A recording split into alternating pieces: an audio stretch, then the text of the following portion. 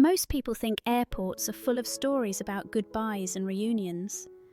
But if you ask Raya Morales, she'll tell you the real stories happen quietly, between boarding calls and spilled coffee, behind the tired smiles of people just trying to get through the day. That Tuesday started like any other. Raya had tied her dark curls into a low bun, slipped on her black flats, and kissed her daughter Maya goodbye before heading to the airport. She worked at the Sky Lounge in Terminal B, an upscale space meant for the wealthy and the impatient. Businessmen in tailored suits, celebrities in sunglasses, people with too much money and too little kindness. Raya wasn't bitter about it, not really. She just knew how the game worked. Be polite, be invisible, smile, even when someone snaps their fingers instead of saying, "Excuse me." That smile was what paid the bills. Her daughter's school shoes, the gas, the groceries. It all depended on her holding her tongue and keeping her hands steady when the coffee burned or the orders piled up. That morning, the lounge was calm, a few regulars, some early risers on laptops. The air smelled like espresso and dry cleaning. Raya was wiping down a table when she saw him. Grey suit, loafers polished to a mirror. Phone in one hand, frustration in the other. His name, she'd learn later, was Daniel Trent. And his presence filled the room before he even said a word. He sat at table 12, dropped his briefcase like it owed him money, and started talking loudly into his phone. Raya took a breath and walked over with the practiced calm of someone who had done this 1,000 times. "Good morning, sir. Can I get you something to drink?" He didn't look at her, not at first. Then he sighed, lowered his phone just enough to mutter, "Do you people not understand timing? I'll order when I'm ready."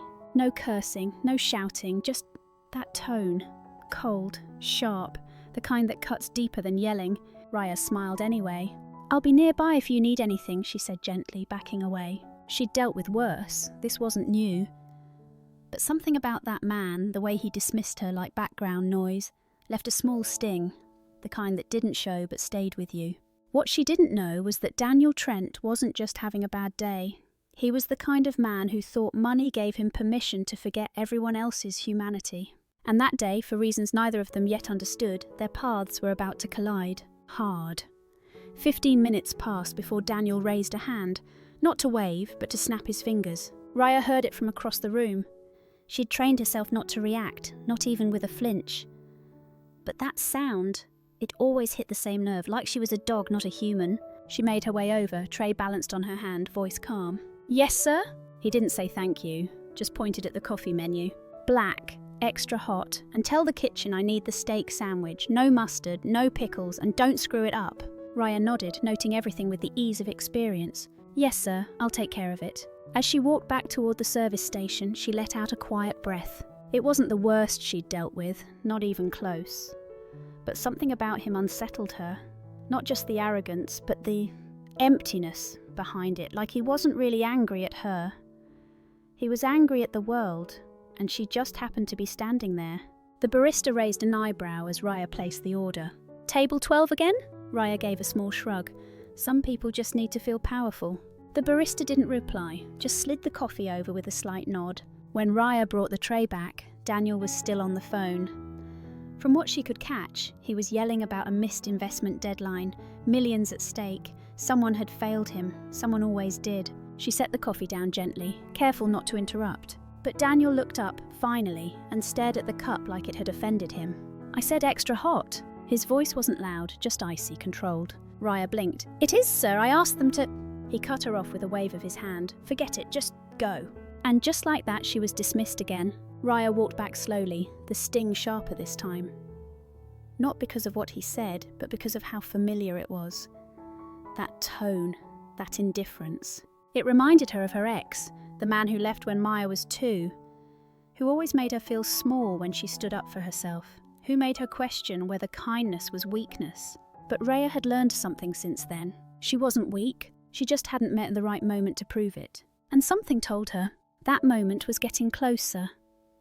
Raya leaned against the counter for a moment, just out of sight, letting the hum of the espresso machine drown out the tightness in her chest. She wasn't going to cry, not today, not over some rich man in a suit with a sharp tongue and a cold heart. She pulled out her phone and glanced at the screen. One new message. "I packed my own lunch today.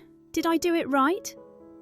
The photo was blurry, but Raya could make out the peanut butter sandwich cut into stars, just like she'd taught her. Raya smiled softly. That message was the anchor, the reminder. She texted back, "Perfect, better than I could have done, love you." And just like that, she pulled herself back together. Her break was still 10 minutes away, but she needed air. A minute outside, just to breathe. She let her manager know, stepped through the back exit, and stood beneath the shadow of the terminal's loading dock, her apron still on.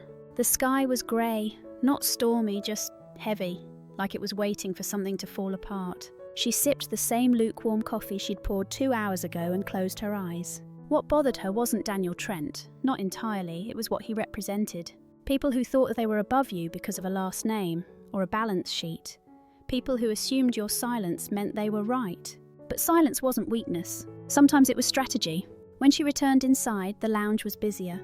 A new round of travellers checking in, dragging their roller bags like tired shadows. But Daniel was still in the corner, now with a laptop open and frustration written all over his face. His steak sandwich sat untouched on the table, cold. Raya approached gently. "Would you like me to have the kitchen warm that up, sir?" He looked up slowly. His eyes were tired, not just from lack of sleep, but from something deeper, like he hadn't rested in months. "Is it really that hard," he said quietly, "to get something right the first time?" The words weren't shouted, just dropped like bricks. Raya paused, her voice soft but steady. "I'm sorry, sir, I did tell the kitchen exactly what you asked for." His jaw clenched. "Well, they didn't listen, which makes you just as useless as the rest of them." That was the moment. That one sentence. She felt it, like a snap inside her chest. Not rage, not even sadness. Just tired. Not from the day, but from everything that had come before it. She didn't say anything, not yet. She just looked at him, really looked. And for a split second she thought she saw it, behind the anger, behind the coldness, loneliness. But the moment passed, and she turned away, silent. Not because she was defeated, but because she knew. The right words were coming. She just hadn't spoken them yet. Raya didn't cry. Not then. Not in front of him. She walked back to the counter with steady steps, like she hadn't just been called useless by a man who didn't know her name or story. Behind the bar, she reached for a cloth and started wiping down a tray that didn't need cleaning. Just something to keep her hands busy. But someone was watching. At a corner table near the window, a woman in her 50s lowered her book. She'd seen the whole exchange, not just what was said, but how it was said. The sharpness, the tension, the quiet ache in the girl's shoulders as she turned away. Her name was Margaret Lang. She wasn't rich, not like the others, but she'd flown often enough for work to know the rhythm of these lounges, the rules, who gets seen, who gets ignored, and the look on that waitress's face. That wasn't new. Margaret turned to the window again, pretending to read, but her thoughts lingered on Raya. She made a quiet mental note to say something, maybe not now, but before she left. Meanwhile, Daniel Trent was still pacing near his table, muttering into his phone, frustration boiling in waves. But now, he was drawing attention. A young couple shot him a glance. A man in a pilot's uniform shifted in his seat. It wasn't loud, it wasn't dramatic, but it was awkward. The kind of energy that makes people uncomfortable without fully knowing why. Raya felt it too, that shift in the room. She looked around and saw eyes beginning to turn, not toward her, but toward him. And for the first time that morning, she felt a flicker of something unexpected. Not vindication, not revenge, just visibility. People were seeing what she had dealt with in silence for months, not just with Daniel, but with others like him, men and women who believed money bought them grace, who thought kindness was optional. But the truth, kindness wasn't optional. It was everything. Just then, her manager passed by and gave her a concerned look. "You okay?" he asked under his breath. Raya nodded. "Yeah," she said softly. "Just a rough one." He gave her a small smile. "You need a break? You take it. We've got you." It was a small thing, but it meant the world. Because when you're constantly giving, even a few words of backup can feel like armour. She returned to her post, steadier now, stronger. Not because Daniel had backed off, he hadn't. But because, for the first time in a long time, she felt something shift in her favour. And somewhere in the quiet of the lounge, Margaret Lang was quietly pulling out her phone. Not to record, just to write something down.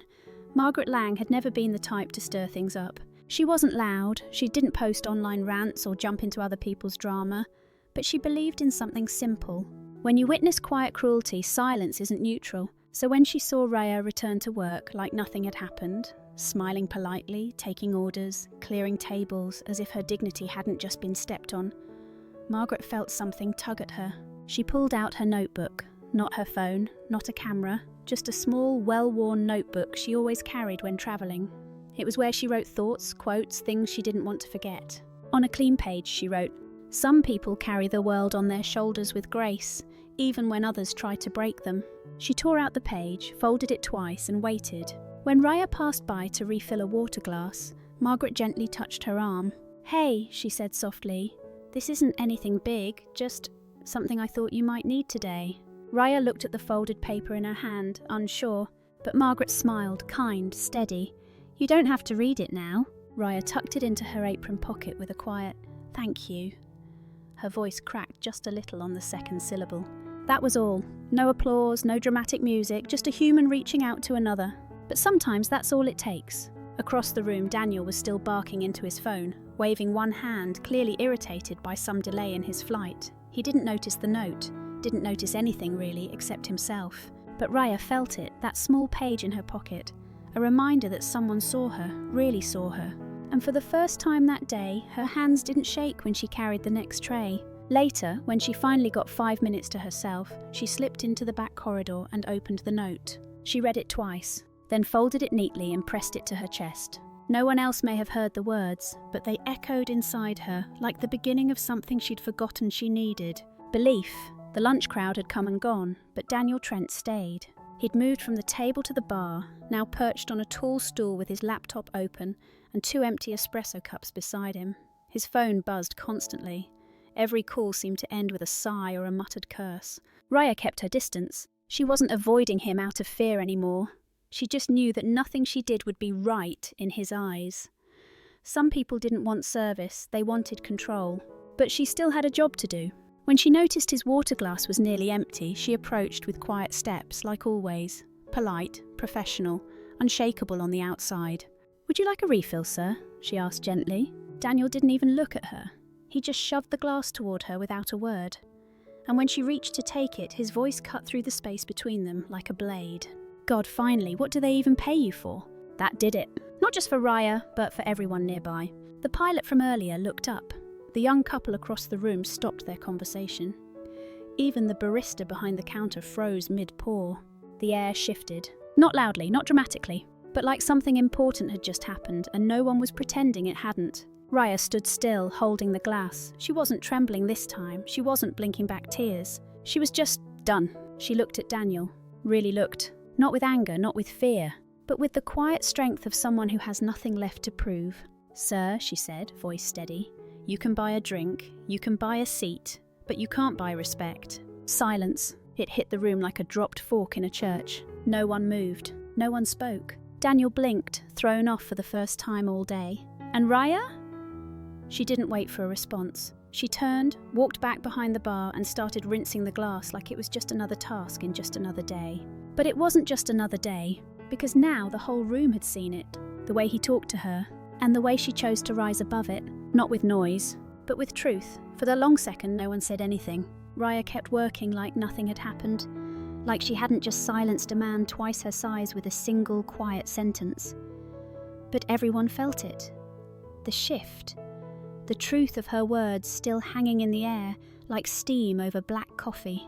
Daniel Trent sat stiffly on the bar stool, his mouth slightly open, like he was trying to figure out whether to be angry or embarrassed. He reached for his phone, then set it back down. Fidgeted with his cufflinks, checked his watch, anything to avoid looking up. And then a voice came from the back of the lounge. "You know," it said calmly, "I've travelled through this airport for over 30 years, and I've seen a lot of things. But that..." Everyone turned. Margaret Lang stood near the corner window, her coat folded over her arm, her carry-on beside her. "That," she continued, stepping forward just a little, "was the first time I've ever seen someone say exactly what needed to be said in exactly the right way." She wasn't yelling. Her voice was steady, clear, like someone used to leading boardroom meetings and family dinners without raising it. Daniel blinked. "Excuse me?" Margaret didn't flinch. "You heard her. And so did all of us. You don't have to like what she said, but maybe, just maybe, you needed to hear it." A few guests shifted in their seats, not awkwardly this time, but in agreement. A quiet ripple of support. Daniel's jaw tightened. "This has nothing to do with you." Margaret smiled softly. "That's where you're wrong. How we treat people, especially people we think we don't have to be nice to, has everything to do with all of us." She nodded once toward Rhea, then turned to leave. But before she reached the door, she glanced back and added one last thing. "You're lucky she still brought you that water. Most people would have walked away." And with that, she was gone. Daniel sat frozen, his pride bruised in a way no amount of money could bandage. Rhea stayed behind the bar, quiet, composed. But her heart was thudding against her ribs, not from fear, but from something else entirely. Relief. For once, someone had said it for her. Not instead of her, but with her.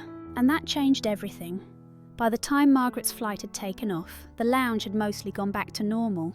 People were back on their laptops, sipping their drinks, checking their gate numbers. But something in the air felt different, lighter, like everyone had just witnessed something they didn't know they needed. Rhea kept working, but her steps were steadier now. She didn't force a smile. She didn't shrink herself to keep the peace. She simply was, and that was enough. No one applauded, no one made a big deal. But people noticed. The young couple from earlier? They left a note scribbled on the receipt. "Thank you for your grace today. The world needs more people like you." The pilot? He stopped at the bar on his way out, looked Rhea in the eyes and simply said, "Respect." She nodded, a little stunned, a little moved. And somewhere between clearing a table and restocking the stir sticks, she realised something. She wasn't invisible anymore. That night, after her shift ended, Rhea walked through the terminal in her plain black flats, her apron tucked away, and her name tag back in her bag. Just another woman heading home. She grabbed a coffee from the corner kiosk, cheap, overly sweet, but comforting, and sat by the window while waiting for her train. That's when her phone buzzed. A message from her co-worker Sam. "Sam, hey, not sure how, but someone posted about today, you're in it." Rhea's heart skipped. She clicked the link. It was a blog post. Simple layout, no ads, no fluff, just a short piece titled, "Dignity on the Job, a story from Gate 34. The author, Margaret Lang. The story wasn't dramatic. It didn't name names. But it captured the moment. The tone, the tension, the line Rhea had said, "You can buy a seat, but you can't buy respect." And at the bottom, hundreds of comments. Quiet claps, small thank yous, stories from baristas, waitresses, front desk clerks, all sharing their own moments of being spoken over, walked past, or looked through. Rhea sat there scrolling in silence, not because she needed the attention, but because, for the first time, she felt something bigger than herself rising from a moment she never planned. A ripple, a soft one, but steady. And in that quiet corner of the station, Rhea smiled. Not the kind she used to fake during long shifts, but a real one. The kind that says, maybe something good is starting. The next morning started like any other. Rhea packed Maya's lunch, cut the strawberries into little hearts like always, and walked her to the bus stop. Maya bounced in her coat, telling a story about a school project that involved glue, glitter, and a lot of chaos. Rhea laughed, kissed her forehead, and waved until the yellow bus disappeared around the corner. She hadn't told Maya anything about what happened at the airport lounge. She didn't know how to explain it yet. It felt too big, too delicate. But the story wasn't staying quiet. When Rhea got back to her apartment, her phone rang. A number she didn't recognise. She almost let it go to voicemail, probably a telemarketer, but something told her to pick up. "Hello? Hi, is this Rhea Morales?" "Yes, who's calling?" A warm, professional voice came through the line. "My name's Erin Davis. I work with a non-profit called Service Dignity Foundation. We advocate for workers in hospitality, retail and public service. One of our board members forwarded us a piece about you yesterday." Rhea blinked. I'm sorry, about me?" "Yes, the blog post, the one from the airport lounge." Rhea felt her chest tighten. She wasn't used to being seen outside of a name tag. Erin continued, "I just wanted to say we were moved deeply, and we'd love to talk to you about an initiative we're launching next month. It's a campaign centred around respect in the workplace. We're looking for someone to be the face of it, someone who represents quiet strength, real-world courage." Rhea didn't speak right away. She stared at her chipped kitchen countertop, at the half-full coffee mug beside the sink, at the backpack Maya had left by the door. "I'm just a server," she said quietly. Erin didn't hesitate. "Exactly, and that's why you're perfect." They talked for 15 more minutes. Nothing was finalised. No contracts, no promises. Just a conversation. But when Rhea hung up, her hands were shaking.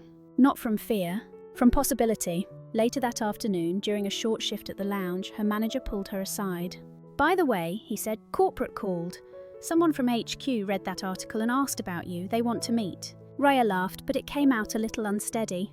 "Is this real?" she whispered. Her manager smiled. Apparently being decent under pressure is more valuable than most people think. And as Raya returned to the floor, apron tied tight, order pad in hand, she felt it. Something shifting, not the world, just her place in it. 2 weeks later, Raya stood backstage, clutching a small stack of note cards in her hand. The conference room was filled with people, workers, organisers, business leaders, and even a few news cameras. The Service Dignity Foundation had invited her to speak at the opening of their new campaign. She wasn't used to microphones or spotlights. Her name wasn't on any books, and she didn't have thousands of followers. She had something better. A moment, a voice, and now a choice. She could have said no. She almost did. But Maya had looked up at her that night, bright-eyed, proud, and whispered, "You stood up. That's brave." So here she was. Raya stepped out onto the small stage. No dramatic music, no teleprompter, just her, in a navy blouse she borrowed from her neighbour and the flats she wore every shift. She cleared her throat. "My name is Raya Morales," she began, voice soft but steady, "and I work in customer service. I take coffee orders, clean tables, refill waters. I've been called sweetheart, ignored, talked over, and snapped at." She paused, let the room settle. "But a few weeks ago, I said something out loud that I'd only ever said in my head." She glanced down at her cards, then folded them. She didn't need them anymore. "I told someone you can buy a seat, but you can't buy respect." A ripple moved through the room, not applause, just the quiet kind of stillness that meant people were listening. "I wasn't trying to go viral. I wasn't trying to start anything big. I was just tired of pretending that staying silent meant I was okay." She took a breath. "I think there are a lot of us, people who hold it together, who show up every day, who carry more than anyone sees. And we're not asking for applause, we're asking for dignity." This time a few people nodded. A woman near the back wiped her cheek. "I didn't think my voice mattered," Raya said, "but now I know it does, and so does yours." A beat of silence. Then the room stood, not in a loud sweeping way but slowly, thoughtfully. And as Raya stepped off the stage, she didn't feel like a symbol or a headline. She felt like herself, a woman who spoke up once and found a movement waiting on the other side. Later that night, back home, Maya climbed into her lap with a bowl of cereal and asked, "Were you scared?" Raya smiled, brushing her daughter's hair behind her ear. "Yeah," she whispered, "but I did it anyway." And that, she realised, was the whole point. Honestly, this story really hits the spot. It doesn't need to be loud or dramatic, but it hits the emotions, soft yet deep. Raya feels like someone you could actually meet in real life. Ordinary, kind, but quietly strong. The way she stood up, not by yelling, but with dignity, felt so real and so beautiful. The ending was just right, not overdone, but it leaves something behind. Thank you for staying with this story until the end.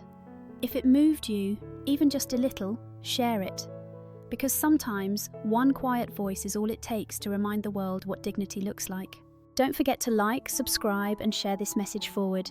Someone out there might need it today. See you in the next story.